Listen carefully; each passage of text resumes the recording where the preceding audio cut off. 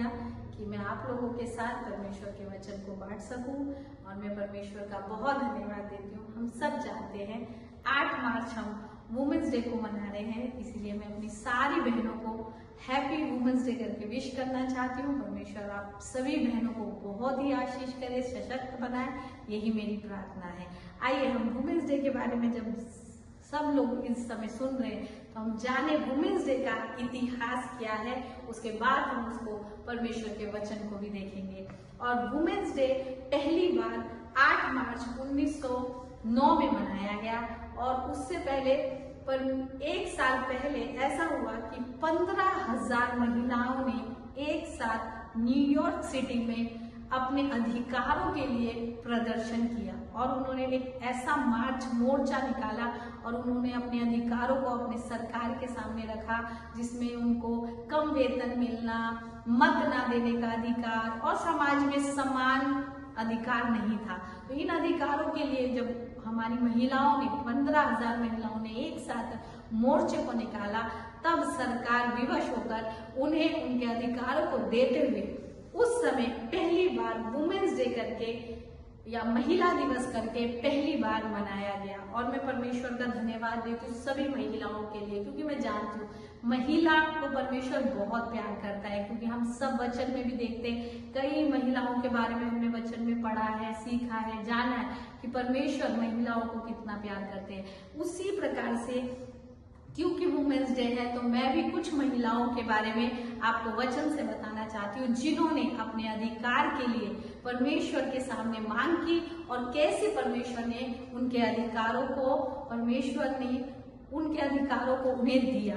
और आइए हम निकालेंगे गिनती की पुस्तक 27 अध्याय, और उसमें सालोफोत की बेटियां इस प्रकार से हेडिंग लिखी हुई है, और उसी अध्याय को हम पढ़ेंगे। और आइए मैं आपके लिए इस वचन को पढ़ती हूँ।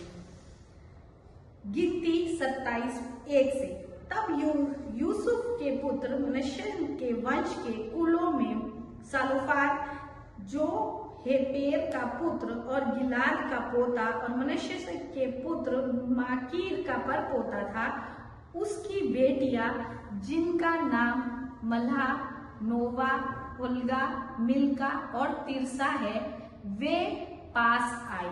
यानी ये 5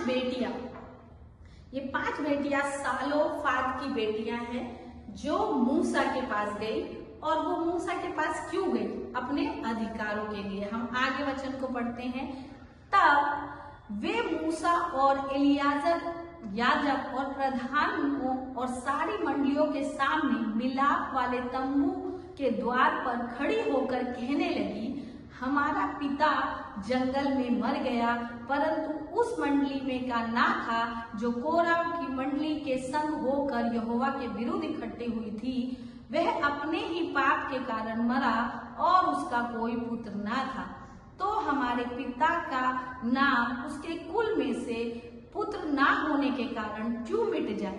हमारे चाचाओं के बीच में हमें कुछ भूमि का निज भाग करके दे। सालोफाद की बेटियां जब मूसा के पास गई, उन्होंने ये कहा इन 5 बेटियों ने कि उनका कोई भाई नहीं था, और जंगल में उनके पिता कुछ पाप के या अपने ही पाप के कारण मर गया। पाप के कारण उनका पिता मर गया। पर इन बेटियों की भी हिम्मत को देखती हूँ कि जब इनके पिता ने पाप किया, पर ये बेटियां अपने पिता के पाप को ढोने नहीं बैठी। ये बेटियां अपने पिता के पाप के कारण अपने ही तंबू में छुप के नहीं बैठी कि हमारे पिता ने पाप किया था, अब हम सबके सामने कैसे जाए। प्रभु के लोग, आज भी हमारा जीवन ऐसा है। कई बार हमारे कुछ पुराने हमारे पूर्वजों के पाप, उन्हें हमें लेकर ढोकर आगे बढ़ने की जरूरत नहीं है, क्योंकि वो सारे पापों की क्षमा हमारे यीशु मसीह ने हमारे लिए कर दी है। धन्यवाद देते परमेश्वर का कि इन बेटियों से हम सीखते हैं कि हमें पुरानी चीजों को अपने जीवन में लेकर और छुप कर बैठने की कोई जरूरत नहीं है, हम आगे बढ़ सकते हैं। और जैसे ये बेटियां, 5 बेटियां मूसा के सामने और एलियाजर याजक के सामने आकर खड़ी हुई, और उन्होंने अपने बातों को उनको कहा, अपने अधिकार को उनसे मांगा कि हमारा भाई नहीं है तो हमारे पिता का नाम हमारे उसमें से मिट ना जाए, प्रॉपर्टी में हमें भी कुछ, भूमि में कुछ हमें भी हिस्सा मिले। और जब इन्होंने इस बात को मूसा से कहा तो हम सब जानते हैं उस समय मूसा हर एक किसी का न्याय करता था और वो सारी बातों को लोगों को व्यवस्थित रीति से चलना सिखाता, सब कुछ बताता था। पर इन बेटियों ने हिम्मत करके जब मूसा के सामने अपनी सारी कहानी को रख छोड़ा, उन्होंने ये भी नहीं छुपाया कि मेरा पिता क्यों मरा, उन्होंने ये भी बताया मेरे पिता अपने ही पाप के कारण मर गया। फिर भी परमेश्वर का वचन कहता है, आगे हम देखते हैं कि मूसा ने ये आगे इनकी बात सुनकर क्या कहा। मूसा 5वें वचन में लिखा है, यह विनती मूसा ने यहोवा को कह सुनाई। यानी परमेश्वर का जन मूसा, हम सब जानते मूसा तब परमेश्वर से बातचीत करता था, तो मूसा ने परमेश्वर के सामने ये सारी उनकी जो भी विनती प्रार्थना थी और वो ले जाके रख दी। मूसा ने ऐसा नहीं कहा कि तुम्हारा पिता तो पापी था, वो तो मर गया है, अब कुछ नहीं हो सकता। पर परमेश्वर के जन मूसा ने उन बेटियों की बातों को सुनकर और स्वयं परमेश्वर के, जीवित परमेश्वर के सामने जब मूसा ने ये सारी बातें उनकी बेटियों की बताई, तब हम देखते हैं परमेश्वर ने क्या कहा। 6ठे वचन में लिखा है,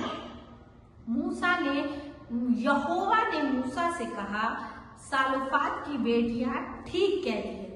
प्रभु के लोगों, ये कितना बड़ा वचन हम महिलाओं और बेटियों के लिए है कि यहोवा परमेश्वर कह रहा है कि वो बेटियां ठीक कह रही हैं। ठीक कह रही है मतलब सही कह रही है, यानी वो जो मांग कर रही है वो सही है, वो जो बोल रही है वो बात उनके परमेश्वर की नजरों में सही है। और परमेश्वर ने उसके बाद हम आगे वचन पढ़ते क्या कहता है, इसीलिए तू उनके चाचाओं के बीच में उनको भी अवश्य कुछ भूमि निज भाग करके दे, अर्थात उनके पिता का भाग उनके हाथों में सौंप दे। और उस समय वो अपने अधिकार के लिए खड़ी हुई कि हमारा भाई नहीं है तो हमारे पास कोई प्रॉपर्टी का हिस्सा नहीं मिलेगा। तो जब उन्होंने ये बात को लेकर वो खड़ी हुई, बड़े विश्वास, बड़ी हिम्मत के साथ, उस समय महिला, मैं समझती हूँ मूसा के समय में सब लोग तंबू में रहने वाली स्त्रियां होती थी, पर उस समय उन्होंने हिम्मत दिखाकर आकर जब तंबू के आगे आके मूसा और एलियाजर के सामने खड़ी हुई, तब स्वयं परमेश्वर ने भी कहा कि ये जो कह रही है वो ठीक कह रही है। और परमेश्वर ने ऐसी आज्ञा दी मूसा को कि इनकी बेटियों को उनके चाचाओं का जो भी जमीन का भाग है, या तो उसके पिता का जो भाग था उन्हें मिलना चाहिए। और उनके इस साहस की वजह से हम आगे पढ़ते हैं, आगे क्या हुआ, आगे हम पढ़ते हैं परमेश्वर ने एक नियम ही मूसा को दे दिया और कहा कि तू उनको उनका निज भाग दे दे, अर्थात उनके पिता का भाग उनके हाथ में सौंप दे और इजराइलियों से ये कह दे, पूरे इजराइलियों को परमेश्वर ने एक नियम दे दिया कि यदि कोई मनुष्य निपुत्र मर जाए, यानी किसी का अगर बेटा ना हो या उसका पुत्र संतान ना हो, तो क्या करना चाहिए, तो उसका भाग उसकी बेटी के हाथ में सौंपना। हालेलुया, परमेश्वर हमसे इतना प्यार करता है। परमेश्वर ने मूसा के समय में ही हमें सारे अधिकारों से आशीषित कर दिया।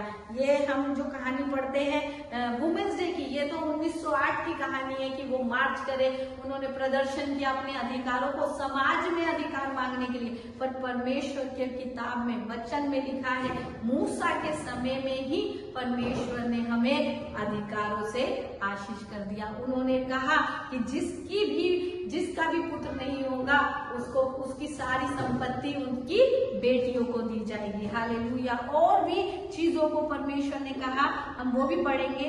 यदि जिसकी कोई बेटी ना हो तो उसका भाग उसके भाइयों को दे देना, और यदि कोई भाई भी ना हो तो उसका भाग उनके चाचाओं को देना, और यदि उसके चाचा भी ना हो तो उसके कुल में से जो भी कुटुंबी सबसे समीप हो उनको उसका भाग देना, वह उसका अधिकारी हो।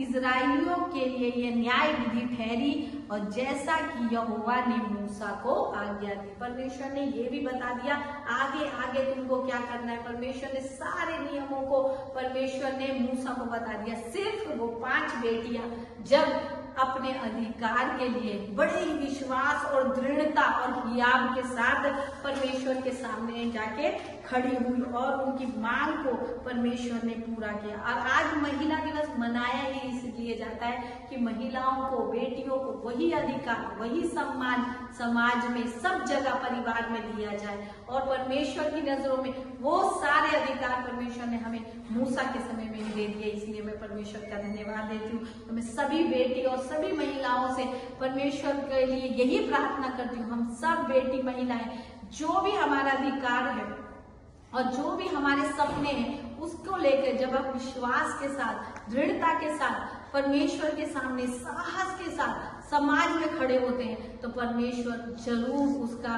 परमेश्वर आदर करता है। परमेश्वर के प्रेम का कोई भी भेदभाव नहीं है, पर परमेश्वर के प्रेम में अनुग्रह और बेटियों के लिए और महिलाओं के लिए सम्मान है।